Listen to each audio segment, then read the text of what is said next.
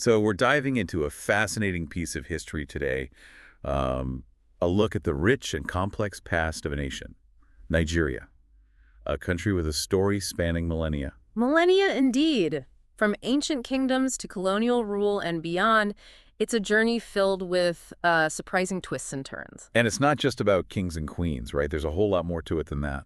Absolutely. We're talking about trade, religion, war, and the impact of global events on a single nation's story. Yeah, sounds like a wild ride.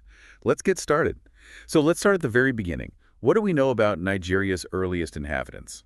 Evidence suggests human presence dating back at least 13,000 BC. We're talking about early humans, stone tools, and the beginnings of settlement. Wow, that's ancient.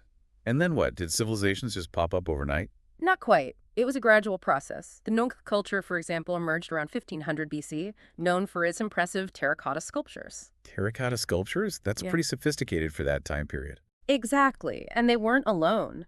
Other kingdoms and empires like Neri, Benin, and Oyo flourished, each with its own unique culture and political system. And then religion enters the picture. How did Islam and Christianity arrive in Nigeria? Islam arrived through the Borneo Empire and Hausa Kingdom starting in the 11th century, while Christianity came later, in the 15th century, via Portuguese monks. So a pretty significant religious blend over time, right? Absolutely, and this religious diversity has played a huge role in shaping Nigeria's identity. Then there's the dark chapter of the transatlantic slave trade. How did that impact Nigeria? It was devastating. Coastal towns like Calabar, Badagry, and Bonny became major centers of the slave trade, fueling conflict and suffering across the region. A truly horrific period. And how did the British get involved? Initially, they focused on ending the slave trade, but their influence gradually expanded. By the early 20th century, Britain controlled almost all of present-day Nigeria.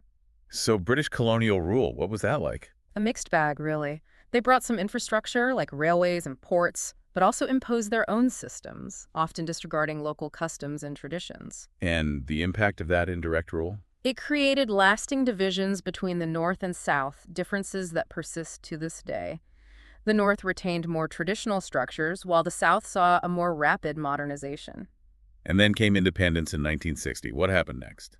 The First Republic was short-lived, plagued by political instability and ethnic tensions. And then the coup started? Yes, a series of military coups and counter-coups followed, leading to years of dictatorship and, ultimately, the devastating Biafran War. The Biafran War. That sounds incredibly brutal. It was one of the worst humanitarian disasters of the 20th century, with millions of deaths from starvation and violence.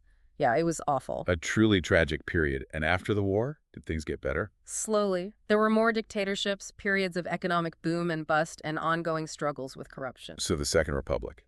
Any better? Not really. It fell victim to the same ethnic divisions and corruption that plagued the First Republic. And the Third Republic? It was even shorter, ending with the annulment of a seemingly fair election. Then came Sani Abacha. What was his rule like? A reign of terror. Human rights abuses, corruption, and the execution of prominent activists. A terrible time. A truly dark chapter. How did things change after Abacha? His death led to a transition back to civilian rule, but the challenges remained. So the Fourth Republic. Has Nigeria finally found stability? It's been a mixed bag. There have been peaceful transitions of power, but also ongoing struggles with corruption, insecurity, and economic hardship. And the current situation? Nigeria faces significant challenges, including widespread poverty, insecurity, and political polarization. But there's also a vibrant civil society and a growing economy. Let's talk about some of the key figures who shaped Nigeria's history.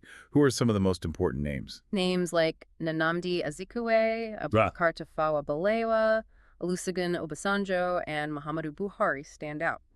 Each played a significant role, for better or worse. And the political parties? How have they evolved? Initially, they were often based on ethnic or regional lines, but that's changed somewhat in recent years. Nigeria's economy. What are some of the major factors that have shaped its development? Oil has been a major factor, both a blessing and a curse. It brought wealth, but also fueled corruption and conflict. And what are some of the biggest economic challenges facing Nigeria today? Poverty, unemployment, and inequality remain major issues. Diversifying the economy away from oil is crucial for long-term stability. That was a great discussion.